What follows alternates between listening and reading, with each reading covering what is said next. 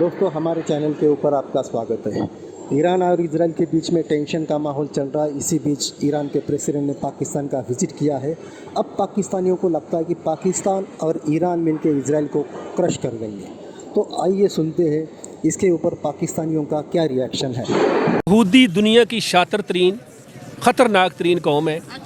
और इनकी जो एजेंसी है आपको पता ही होगा, मोसाद। ये दुनिया की ख़तरनाक तरीन एजेंसी है। हमें पता भी नहीं चलता। बाज़ दफ़ा इसराइल वाला मामला, इसराइल ने जो किया, फिर ईरान ने जो किया, और इसराइल फ़लस्तीन के अंदर जो जुल्म कर रहा है, ये ऐसी चीज़ है कि मैं कहता हूँ, हदीस भी है कि मोमन का, जैसे वो कहते हैं कि जब एक जगह पर तकलीफ़ होती है तो दूसरे को भी तकलीफ़ होती है। उसके लिए शर्त है कि आपके अंदर ईमान होना चाहिए।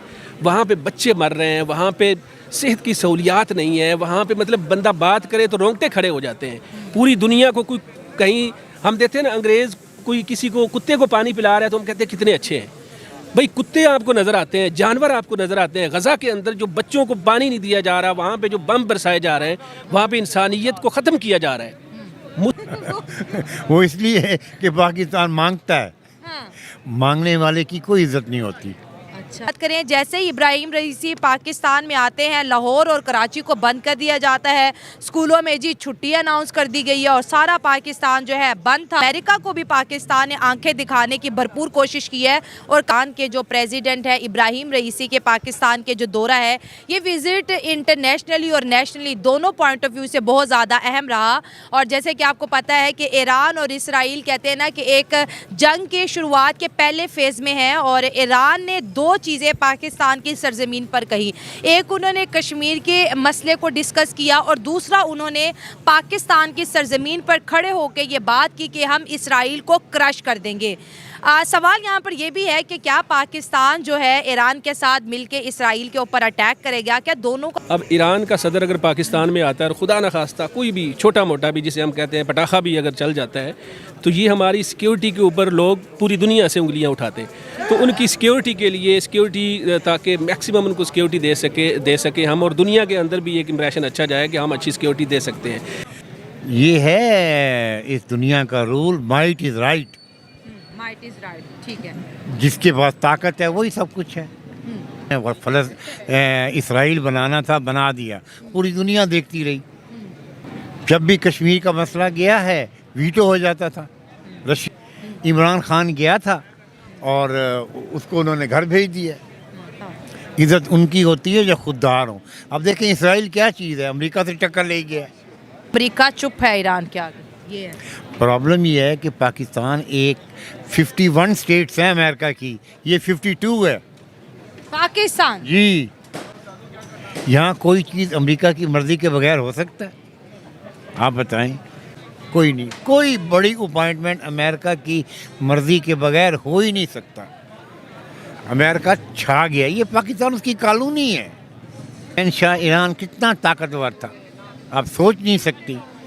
किसी ने घर के अंदर शहंशाह ईरान के ख़िलाफ़ बात की है ना, तो उठा लिया गया है।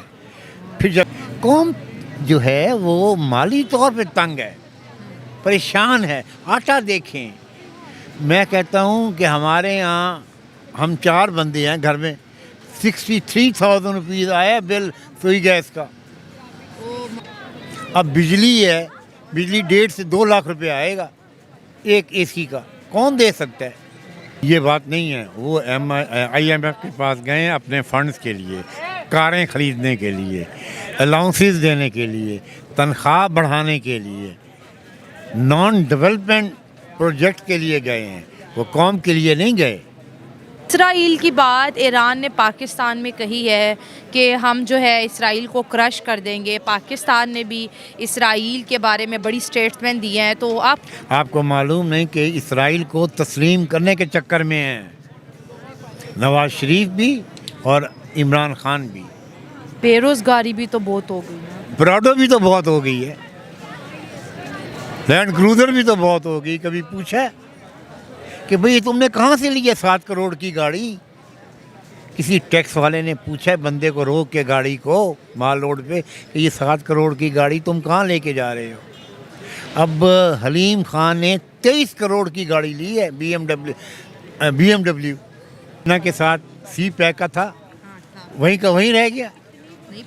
देखे ना, इंडिया ने कहा हम जंग नहीं लड़ेंगे, हम ऐसा कल्चर लेके आएंगे पाकिस्तान में अपनी फिल्मों के ज़रिए कि यहाँ मुल्क ही ख़त्म हो जाएगा। अगर ईरान ने एक स्टेप लिया है तो हमें उसको सपोर्ट करना चाहिए बतौर नेशन।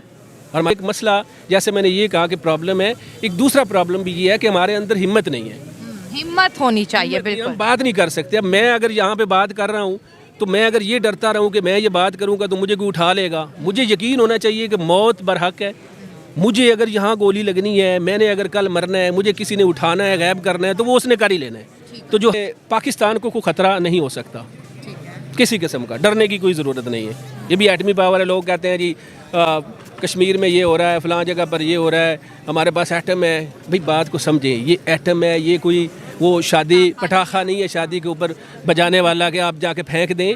कश्मीर पे बात करते हैं। ईरान की जो स्टेटमेंट है, जो ज्वाइंट एग्रीमेंट सामने आया है, वो बोलता है कि कश्मीर का इशू सॉल्व होना चाहिए, बायलैटरल होना चाहिए और कश्मीरियों के विल के मुताबिक होना चाहिए और इंटरनेशनल लॉज के मुताबिक होना चाहिए। देखिए, ईरान ने यहाँ पर यूएन का नेम नहीं लिया, ईरान ने यहाँ पर मल्टीलैटरल को नहीं डिस्कस किया। बायलैटरल मतलब ये जो कश्मीर इशू है, और सेम यही स्टेटमेंट इससे मिलता जुलता सऊदी अरब ने भी दिया था। जुर्रत नहीं है। अब कश्मीर वाला जो मामला है ये होना है जुर्रत से हल। अच्छा, ये जो बयानात आते हैं ना मुख्तलिफ ममालिक से, होना चाहिए, ये करना चाहिए, वो होना चाहिए। भाई अगर करना है तो फिर जुर्रत से करना है। जुर्रत क्या है? उससे ताकत का करना पड़ेगा। टेबल के ऊपर कश्मीर का इशू, मैं पता नहीं दुनिया में रहूँ ना रहूँ, मर जाऊँ, मुझे नहीं पता, टेबल टॉक के ज़रिए कश्मीर का मसला आपका हल कोई नहीं होना। तो दुनिया तो मल्टीलैटरल टॉक से कश्मीर के इशू को बायलैटरल टॉक से है कि यानी दो कंट्री जिसके बीच ये मसला है यही हल करेंगे। ना उस साइड से कोई बैठता है ना इस साइड से कुछ। हालांकि देखें पाकिस्तान के अंदर जिस तरह है, इंडिया के अंदर आप देखें कि इंडिया में मुसलमानों की तादाद ज़्यादा है। तो हम जब कहते हैं कि इंडिया हमारा दुश्मन है, तो गवर्नमेंट तो दुश्मन एक दूसरे की हो सकती है, अवाम तो नहीं है ना। कौमें एक दूसरे के साथ बैठना चाहती हैं, बात करना चाहती हैं, खाने खाना चाहती हैं। हम बढ़ जाए प्रॉब्लम इसी तरह उधर भी है। उनके जो मजहबी जो उनके सूझवान है, उनका प्रॉब्लम है ना, वो मुसलमानों के करीब आना देना चाह रहे हैं। इसी प्रॉब्लम उसमें क्या था यार, दो इंसान आपस में बैठ के प्यार मोहब्बत की बात कर रहे हैं, क्या मसला है? बाकी मसला तो नहीं होना चाहिए, लेकिन है ना लोगों को मसला, कह रहे वैलेंटाइन क्यों मना रहे हैं? इस्लामिक देश में वैलेंटाइन नहीं होता। देखा बेटी यार का इजहार करे, एक प्यार इजहार का दिन था, उस पर भी पाबंदी यहाँ पे लग गई है। पता नहीं उसमें क्या प्रॉब्लम था, उसको भी लगा दिया वैलेंटाइन वाला। हाँ, तो उसको पॉजिटिव लेते ना, क्या मसला? उसको बहन भाई का दिन बना दिया यहाँ पे, ये आप देखें। नहीं